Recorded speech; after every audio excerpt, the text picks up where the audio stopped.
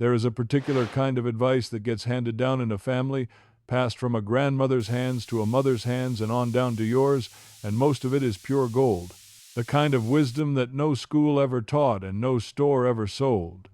But every now and then, tucked right in among all that good sense, there sits a piece of advice that was never as safe as everybody believed, and it slipped through the years anyway because it came wrapped in love. And who questions love? And these days, some of those very tips are spreading faster than ever, popping up on phones and screens all over the country, dressed up as old-fashioned wisdom, getting shared and praised and copied by folks who mean well and do not know any better. Most of them are harmless, but a handful of them are not. A handful of them can hurt somebody you care about. And there is one near the end of this list, the most dangerous of them all, that I am going to ask you to remember long after you have forgotten the rest, because that one has taken homes and taken lives, and it is making the rounds again right now. I will get to it, but not yet. Let it sit in the back of your mind as we go. So grab yourself a cup of coffee, find your good chair, and settle in with me a while. Because I want to walk you gently through 5 old grandma tips that are going around again, 5 of them, and I want to do it the right way. I am not here to laugh at the old ways. I love the old ways. I have spent my whole life loving them. Your grandmother did these things for good reasons, with a good heart, with what she knew at the time, and I will honor that every step of the way. But knowing what we know now, some of these are simply not safe, and I would never forgive myself if I did not tell you so, plain and kind.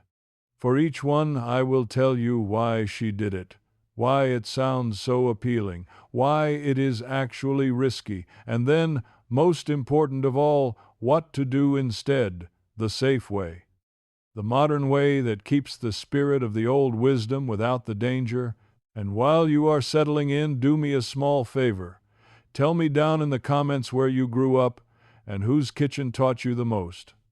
Was it your mother's, your grandmother's, an aunt who seemed to know everything? I would dearly love to know, because every one of these tips came from a kitchen like that, and there is a whole life of love in each of them. Now, let us begin gently with the first, number 1. Mixing cleaning products together to make something stronger. You have surely heard the thinking behind this one, because it sounds so reasonable. If a little bleach cleans well and a little something else cleans well, then surely the two of them together will clean even better. Your grandmother's generation took real pride in a clean house, a scrubbed floor, a gleaming sink, a bathroom you could be proud of when company came. And cleaning supplies cost money, so a thrifty woman learned to make the most of what was under the sink, combining this and that to cut through a tough job. It feels smart, it feels frugal. And these days you will see it shared as a clever old hack. Mix this bottle with that bottle for a powerful homemade cleaner that beats anything in the store. I understand completely why it spreads. It speaks to that proud, self-sufficient part of us that says we do not need the fancy, expensive product. We can make our own, the way Grandma did. But here is where I have to stop you, gently and firmly. Certain cleaning products must never be combined, because when they meet, they do not make a stronger cleaner. They make a poison. When bleach meets certain other common household cleaners, it can release a gas, and that gas is dangerous to breathe. It can burn your eyes and your throat and your lungs, and in a small closed room like a bathroom with the door shut and the window down, it can overcome a person frighteningly fast. The very same fumes that folks used to brush off as just the smell of strong cleaning are nothing to brush off at all. Your grandmother may have gotten away with it because she had the windows thrown open and a cross breeze going and she did not linger. But you cannot count on luck with something like this. And the folks sharing these mixtures online are not warning anybody about the danger. They are just chasing a stronger clean. And let me tell you, I have known good people who learned this the hard way.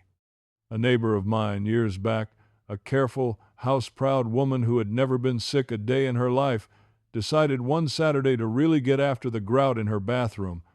She mixed up a couple of strong cleaners in the sink, thinking she was being clever, thinking two were better than one. Within minutes her eyes were streaming and her chest was tight, and she had to stumble out into the yard, gulping fresh air, and she was shaken for the rest of that day. She got off lucky, and she told everybody on the street about it afterward because she wanted them to know. That is the thing about this danger. It does not announce itself ahead of time. It comes on fast, in the very room where you feel safest, doing the very chore you have done 1,000 times. So here is the safe way, and it is simple. Use one cleaning product at a time, and never mix them in the same bucket or the same sink, or even one right after another on the same surface without rinsing well in between. Read the label, because the label will warn you what not to combine, and those warnings are there for a reason, written in plain words by people who know.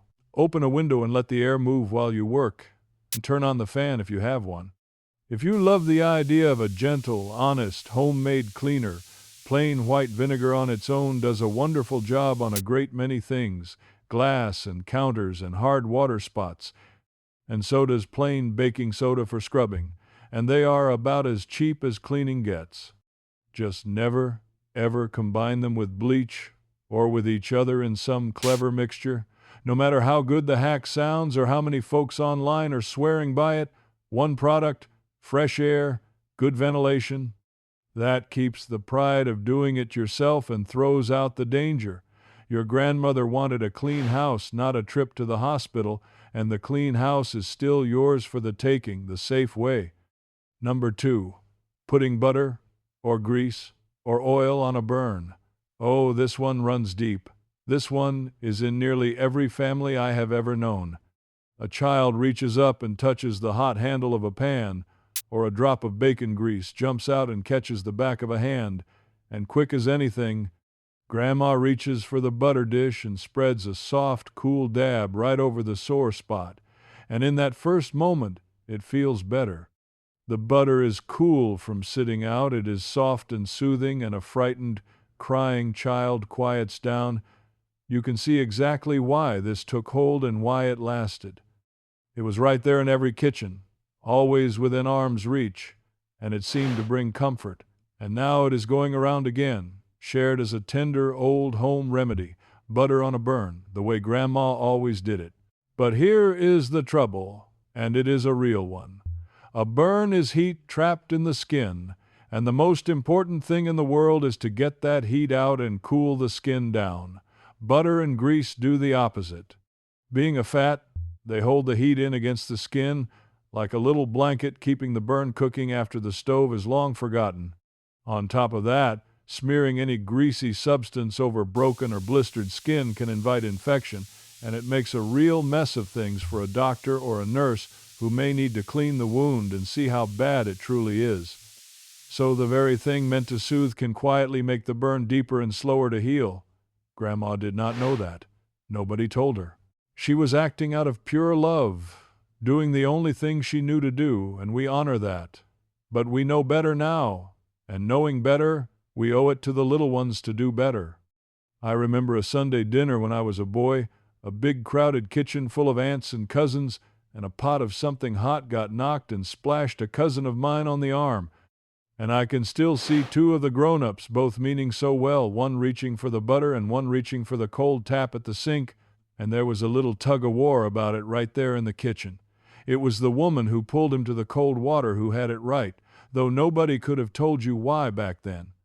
They just had a feeling. We have more than a feeling now.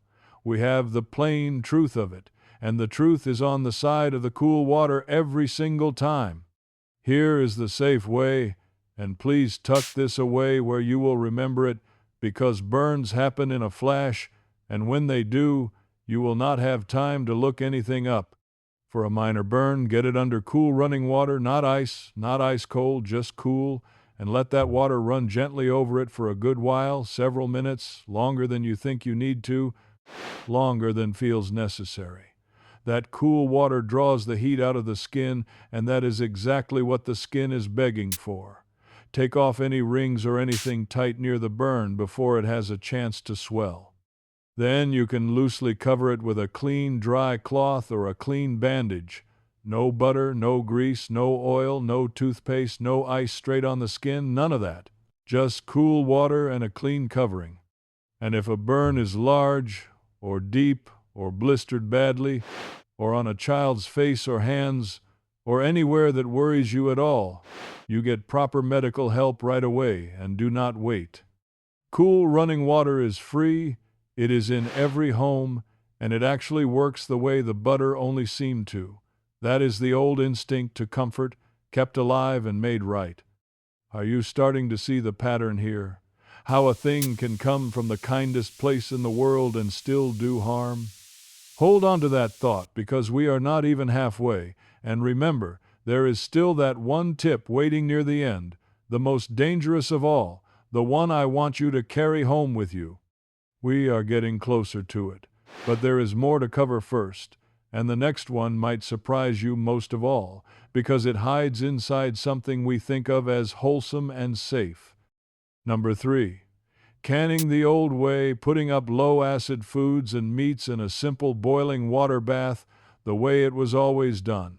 Now, I have a deep and abiding love for home canning. There is hardly a more satisfying sight in this world than a shelf in the cellar lined with glass jars catching the light, the green beans and the tomatoes and the peaches all put up by your own 2 hands. Food security you can hold and count. Your grandmother and her mother before her put up the whole garden every summer, and it carried the family clear through the winter. They used the methods they were taught, often just a big pot of boiling water, and they fed their families that way for years and years. So when somebody online shares Grandma's old canning method as the honest, time-tested, old-fashioned way, it speaks straight to that proud, self-reliant heart of ours. It feels like reclaiming a lost skill, and canning is a beautiful skill. I want you to have it. But the danger here is a quiet one, and that is exactly what makes it so serious, because you cannot see it, you cannot smell it, and you cannot taste it. Low-acid foods, things like green beans, corn, carrots, and especially meats, can harbor the conditions for a kind of bacteria that produces one of the most powerful poisons known, and it causes a terrible illness.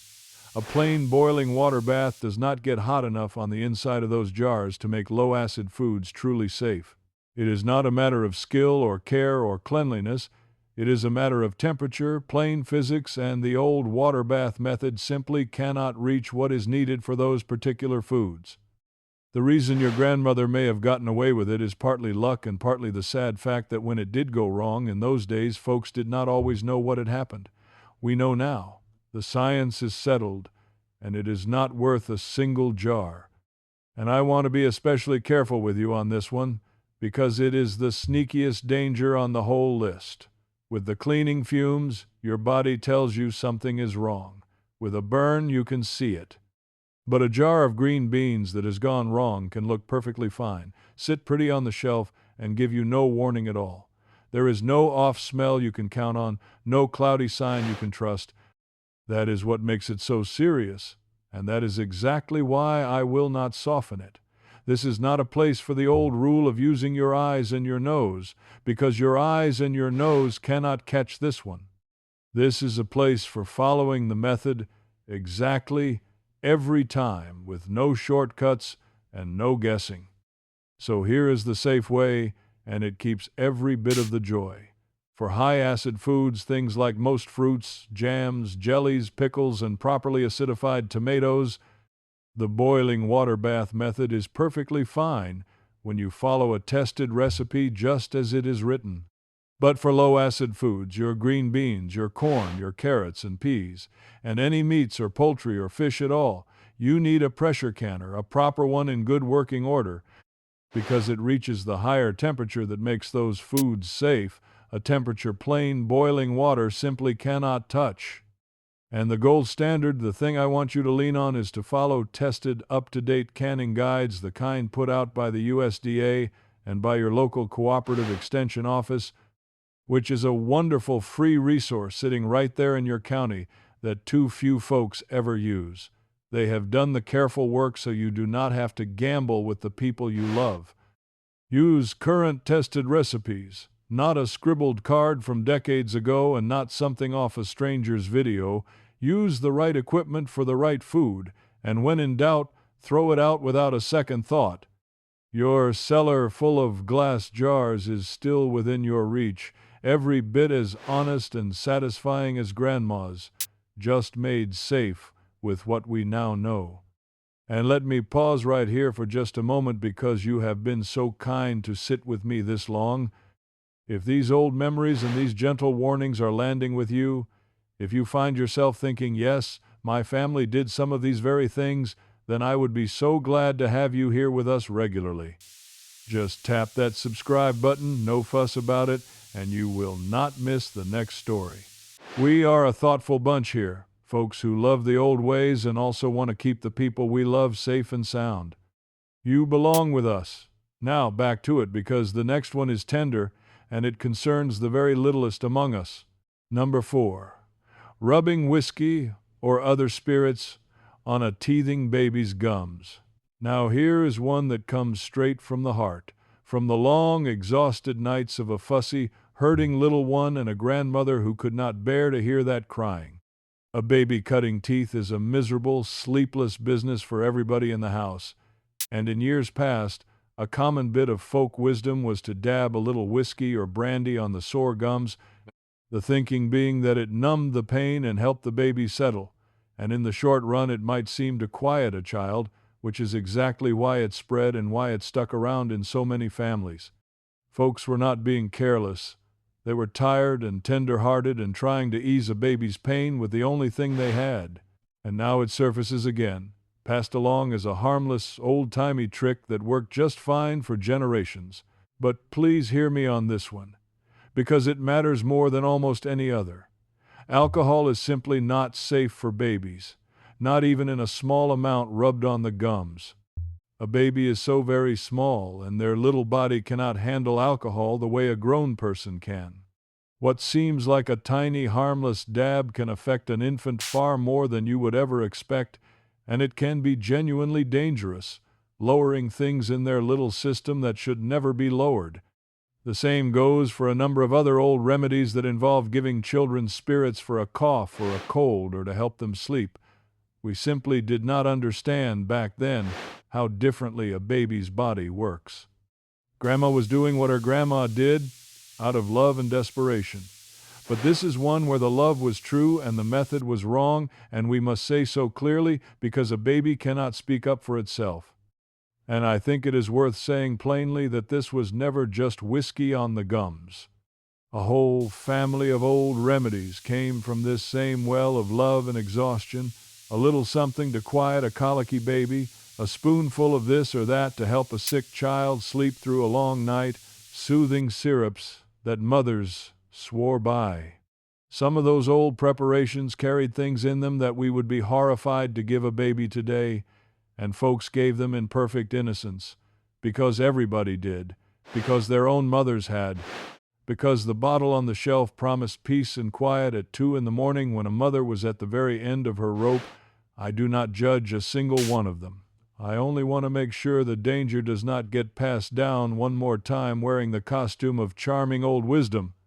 Here is the safe way, and there are kind, gentle options that truly help. For a teething baby, a clean, cool teething ring gives them something safe to chew on, and the coolness soothes the sore gums beautifully. You can gently rub the baby's gums with one clean finger, which often brings real relief and a little comfort all its own. A cool, damp washcloth for them to gnaw on works wonders too, and costs you nothing. And above all, when your little one is hurting and you are not sure what to do, call the pediatrician, the baby's doctor, and ask. That is exactly what they are there for, and they will never mind the question, not at any hour. Never give a baby any medicine, any remedy, anything at all by mouth, without checking with the doctor first, not even something that seems harmless, because a baby's little body is not a small grown-up's body. The exhausted love that reached for the whiskey bottle is the same love that reaches for the phone today, and the phone is the safe choice. Keep the love. Change the method. And before we step up to that final one, the most dangerous of all, let me ask you one more small kindness. If you have any young parents in your life, your children, your grandchildren, somebody just starting out with a baby of their own, this is the kind of thing worth passing along gently, because the old tips reach them too, dressed up as charming wisdom, and they may not know the harm. So if a video like this could spare even one family some heartache, do an old fellow a favor and subscribe, and share it with the folks you love.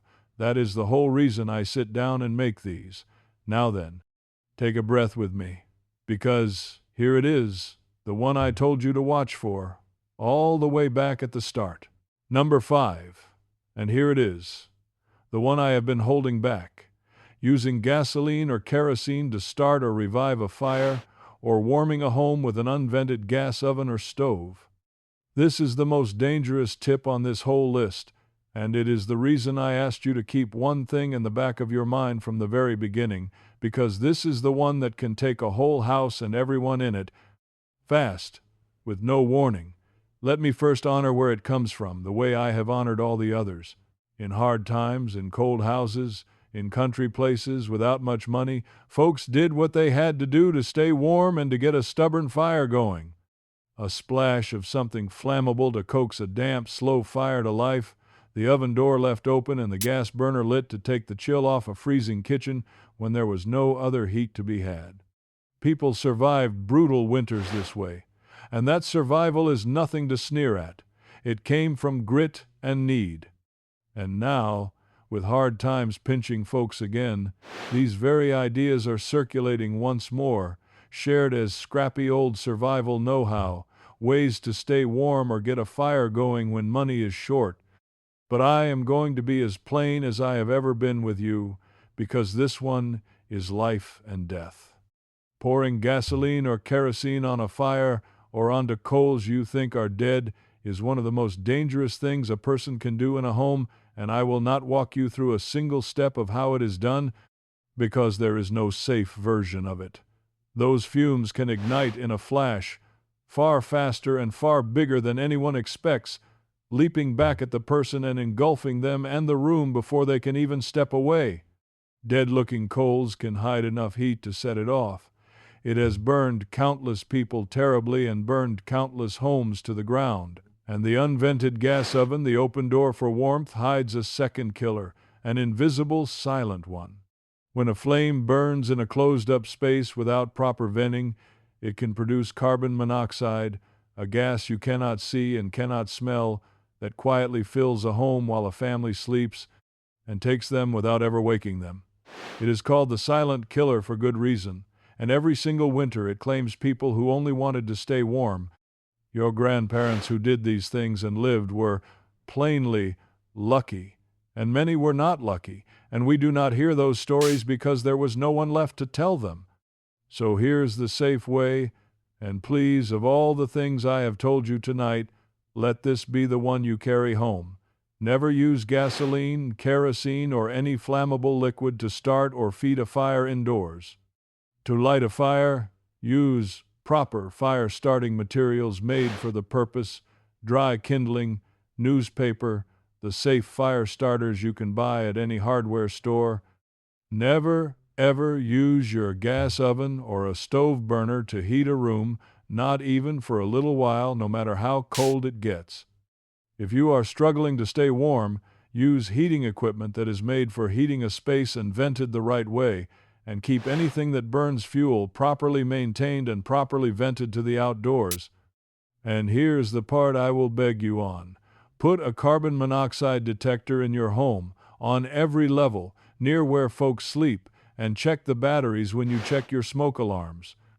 They cost very little, and they are the only way to catch that silent killer before it catches you.